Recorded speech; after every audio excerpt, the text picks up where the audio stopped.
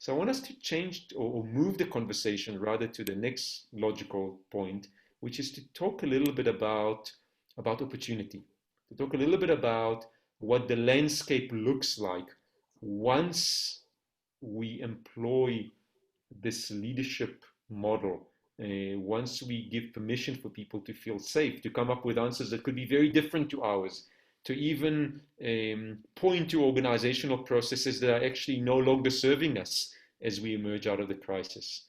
So let's spend a bit of time talking about that. And the way I wanted to start that part of the conversation is talking about the role of innovation. When I think of some of the most successful organizations, for example, in South Africa today, those organizations, many of them did not exist in 1994 when we made the transition to a democracy. And it brings back in all of the interviews we've certainly made with leaders in those organizations and in public speeches and statements that they've made, the role of innovation really comes in. The seeing a problem that someone has not or anyone has not solved as yet, the willingness to step in and to do something new, the conviction that we can get it right, even if at the beginning it's really messy, and some inner knowing that the potential for this to transform not just ourselves but a bigger ecosystem is there.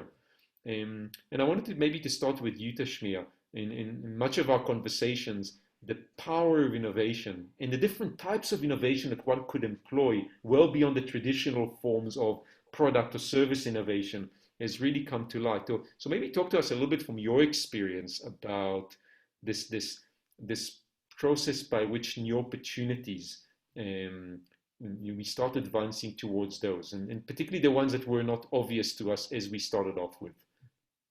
Yeah. You're giving me soapbox space here. This is my soapbox area. So we had talked a little bit about some of the literature and writing that has emerged, and there's a common theme. Arundhati Roy probably put it most elegantly. The pandemic is a portal, and we have an opportunity. The nature of the crisis, so we know that crisis is the best way to initiate change. We don't want it to happen that way, but it is the best initiator of change. And the epic proportions of this crisis have created a portal that firms and individuals can step through. And what a waste if we don't use this crisis and this portal that we step through to fundamentally reassess the way we do business and the way we run economies.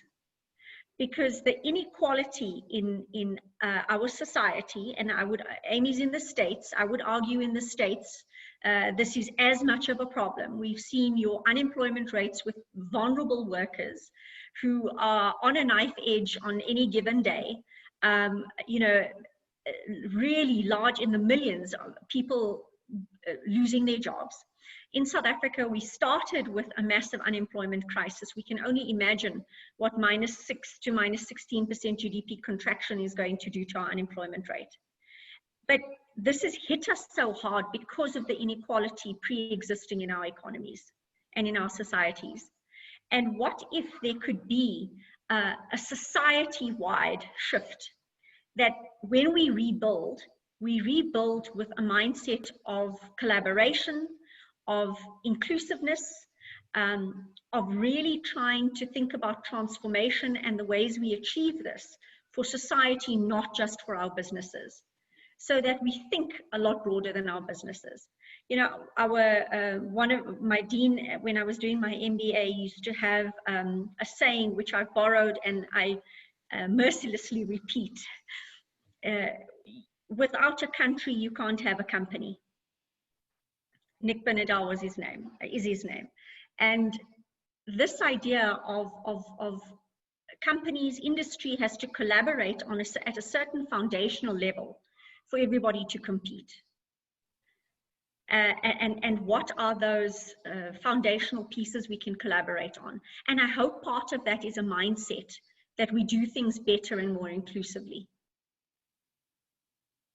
And hopefully youth jobs are part of that plan. I do want to talk a little bit about the role of the social sector and specifically how to tackle unemployment. I know it's something you're very passionate about and very much in your role involved in. Just as you spoke, something that kind of came to mind, when we speak about these broader ecosystems, we use a particular exercise that I thought might be insightful for some of our listeners. We often start off by asking the question, who are the different role players here? Who Acceptas plays in trying to solve this problem? And we find often that's a question that people are almost intuitively know the answer for. They can list their competitors, their suppliers, their partners, etc., etc.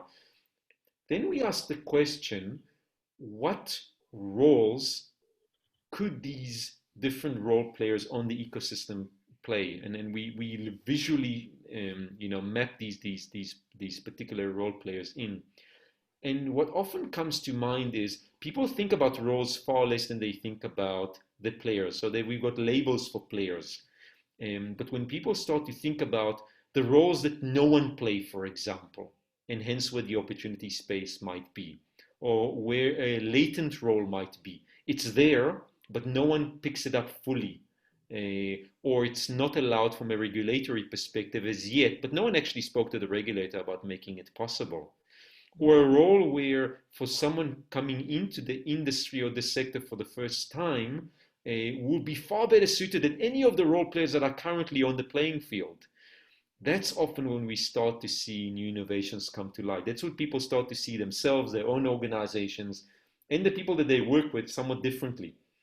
So very much links to what you were saying, and then I can visibly see how those conversations can be visualized and where pathways can start to be drawn, even if it's a messy picture at first and someone just takes a Koki pen and starts drawing what this could look like differently, whether it's a different role that they take on or a particular opportunity space.